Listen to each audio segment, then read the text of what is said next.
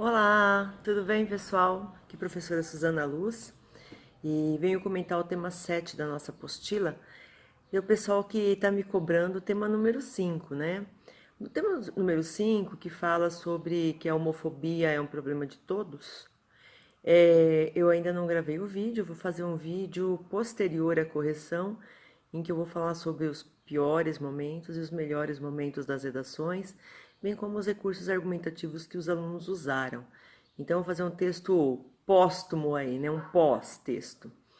É, mas lá no canal do YouTube eu já tinha pelo menos dois gravados com a mesma temática, porque esse tema está na nossa apostila, infelizmente, há bastante tempo, né?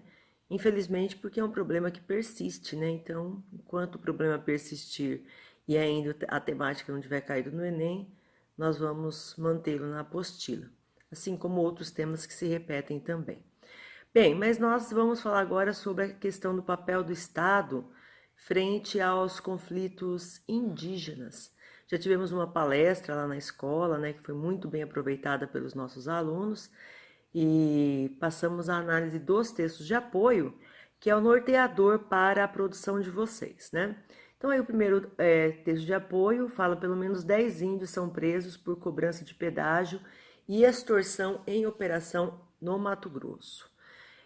Notem que nós estamos falando, né, a temática mesmo, o recorte dela, fala do papel do Estado. Então, o que a gente compreende o Estado? Todos aqueles órgãos estatais responsáveis diretamente pela manutenção da ordem e também pela obediência às leis, inclusive as leis fundiárias, as leis de terra, certo? Por que há o conflito indígena?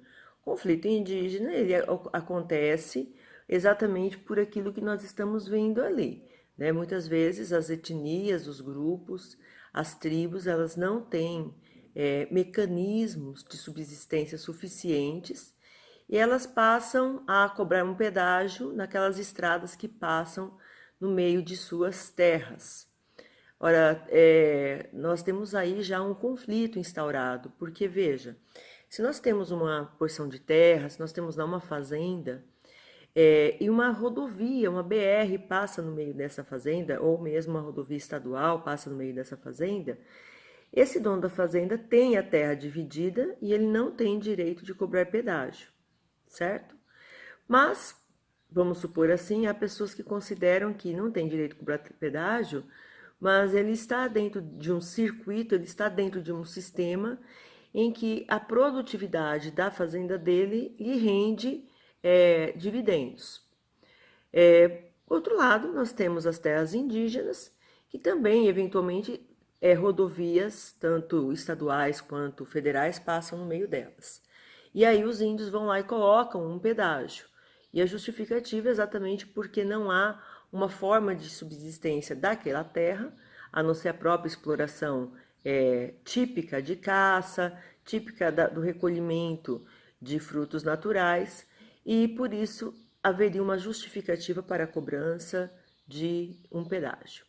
Agora, nós temos na Constituição o direito de todos os brasileiros de ir e vir, de trafegar e de pagar pedágio quando esse pedágio ele é estatizado, ele é concedido pelo Estado a uma empresa privada.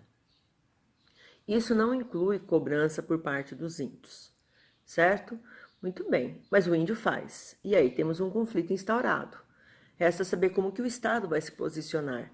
Exatamente porque o Estado se coloca numa posição de omissão é que vem o conflito.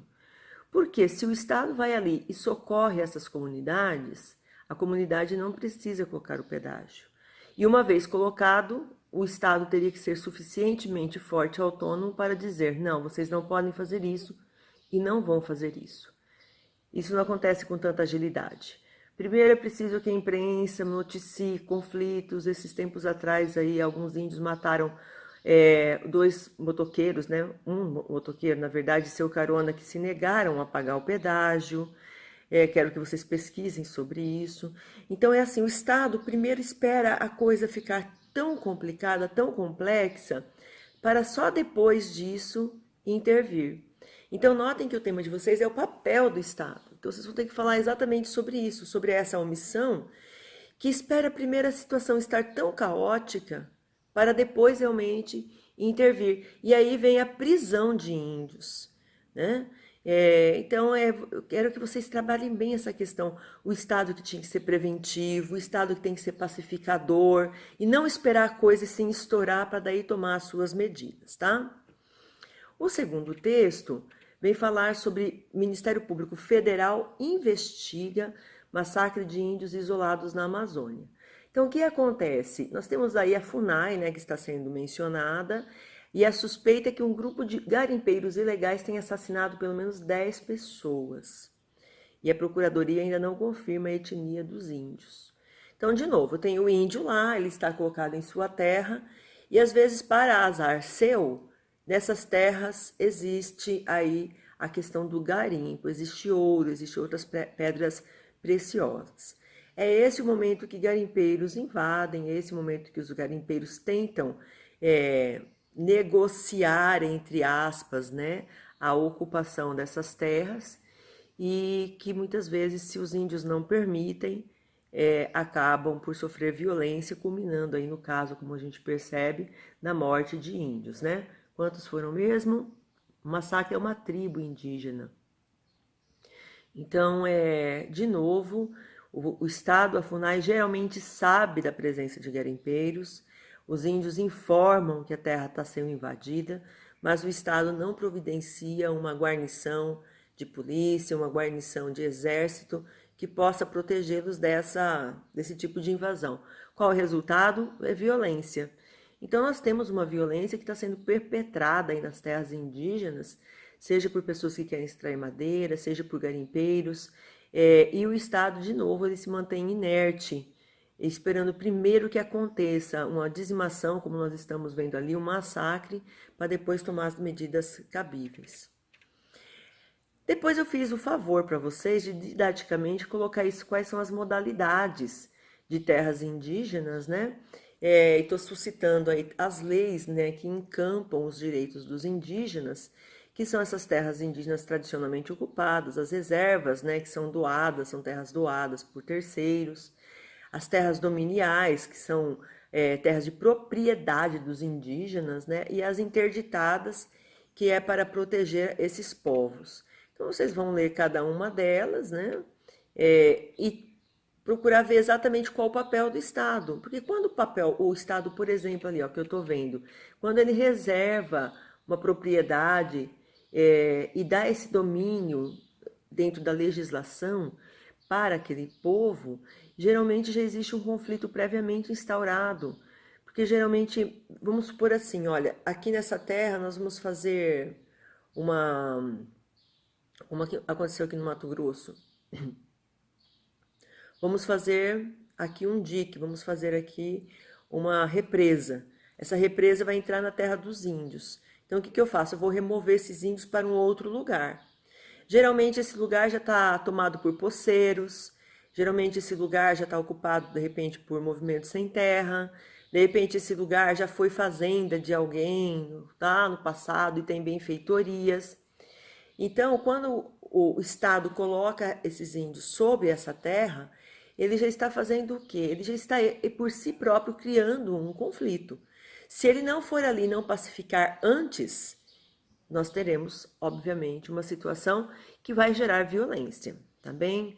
Às vezes não no primeiro momento, mas às vezes mais tarde, às vezes depois de um ano, depois de uma década, mas geralmente uma situação de violência.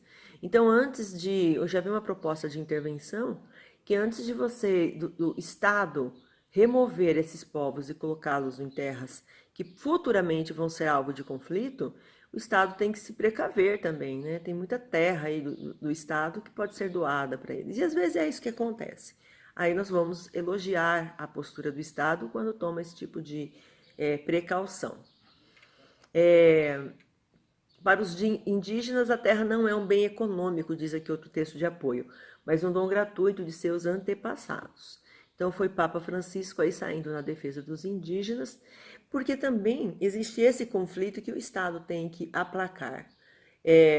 Para a cultura branca, para a civilização branca, você tem a terra como um bem que vai ser apenas para você plantar, colher e vender, né? Ou para você contemplar. Para os índios, isso é algo. Ah, tem uma palavra boa para isso, que é a palavra telúrica, né? Está relacionado diretamente a ele, né? E a terra. A terra é ele. Existe aí uma simbiose, existe um processo de pertencimento. E não é a qualquer terra, mas aquela terra dos seus antepassados. Tá bem? Então, para eles, não existe apenas esse utilitarismo na terra, mas existe algo que eles faz parte deles próprios, né? Aí vocês podem partir lá para antropologia para estudar. Aí nós temos uma frase de Chico Mendes. Chico Mendes é um mártir da terra, né? Que morreu por conta disso, defendia uma bandeira e por conta disso foi assassinado. Ele dizia assim: os seringueiros, os índios, os ribeirinhos, há mais de 100 anos ocupam a floresta. Nunca a ameaçaram. Quem ameaça são os projetos agropecuários, os grandes madeireiros e as hidrelétricas com suas inundações criminosas. E aí vocês vão ter que procurar qual o papel do Estado nisso. É esperar mais e mais líderes como Chico Mendes morrerem? Né? Como que ele vai lá e intermedia esses conflitos? Como que o Estado se coloca como um negociador desses conflitos e desses interesses? Então, vocês têm também que fazer a proposta interventiva.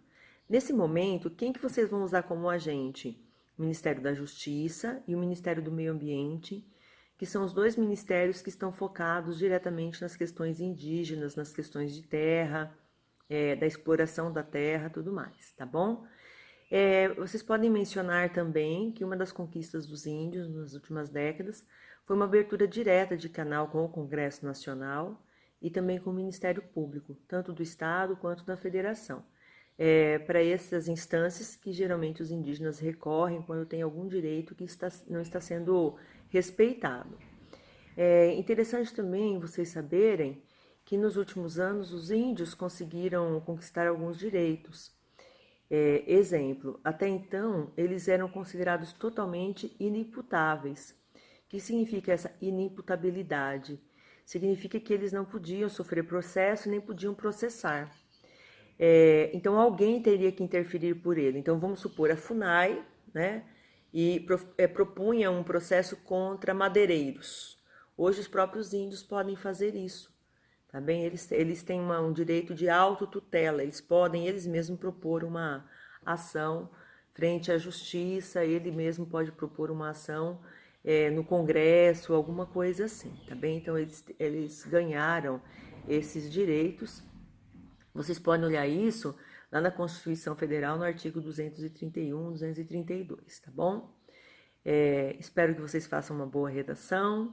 Claro que eu não falei tudo, né? Existem aí na nossa literatura alguns momentos que vocês podem recuperar a visão que as pessoas tinham do índio, né? Novamente, vocês podem usar o mito do bom selvagem, e não só esse mito, né? Mas também tantos outros que vão auxiliar aí nessa relação. Vocês falarem sobre a terra, procurem aí citações que mostrem essa relação do índio com a terra.